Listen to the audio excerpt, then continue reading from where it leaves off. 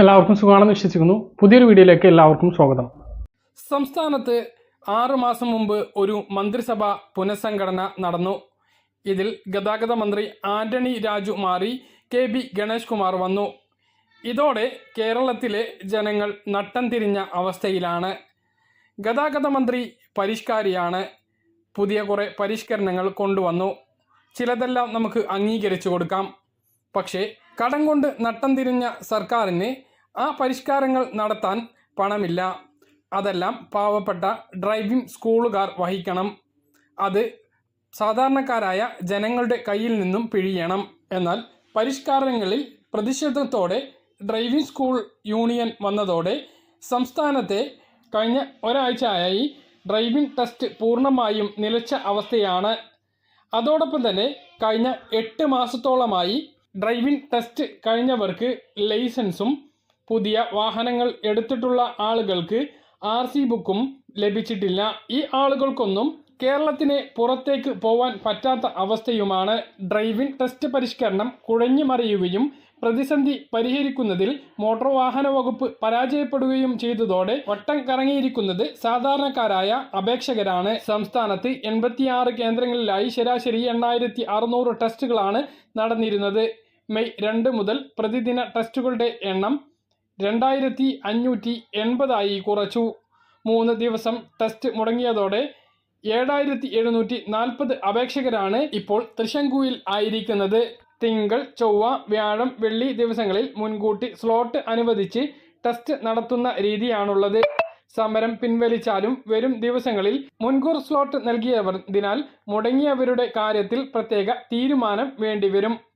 പ്രതിസന്ധി രൂക്ഷമാകുമ്പോഴും പരിഹരിക്കാൻ ഇടപെടേണ്ട വകുപ്പ് മന്ത്രിയും മുഖ്യമന്ത്രിയും വിദേശ യാത്രയിലാണ്. ഗതാഗത വകുപ്പിന് ഇതെങ്ങനെ മുന്നോട്ട് കൊണ്ടുപോകണം എന്നൊരു വ്യക്തതയും ഇല്ല.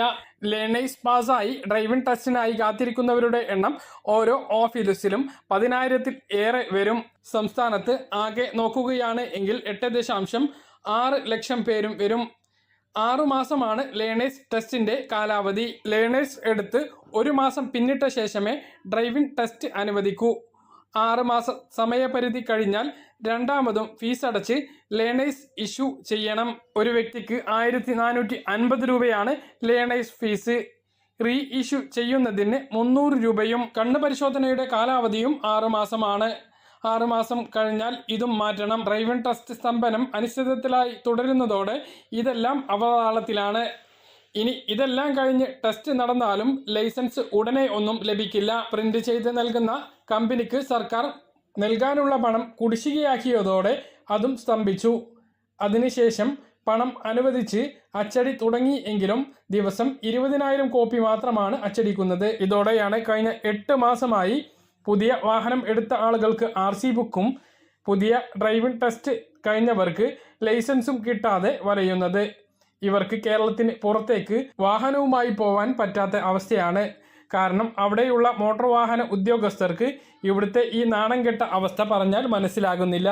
മറ്റൊരു പ്രധാനപ്പെട്ട അറിയിപ്പ്, സംസ്ഥാനത്തെ നിരത്തുകളിൽ ഇറങ്ങി ഓടുന്ന 38% വാഹനങ്ങൾക്കും ഇൻഷുറൻസ് പരിരക്ഷ ഇല്ല എന്ന് മോട്ടോർ വാഹന വകുപ്പ് വ്യക്തമാക്കി. ഇതിൽ ഭൂരിഭാഗവും ഇരുചക്ര വാഹനങ്ങളാണ്.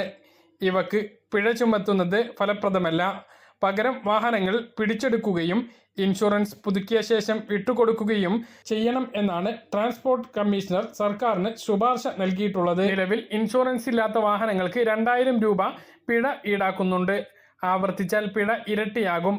പിടിച്ചെടുത്ത വാഹനങ്ങൾ സൂക്ഷിക്കാൻ സ്ഥലം ഇല്ലാത്തതാണ് വകുപ്പ് നേരിടുന്ന പ്രധാന പ്രശ്നം.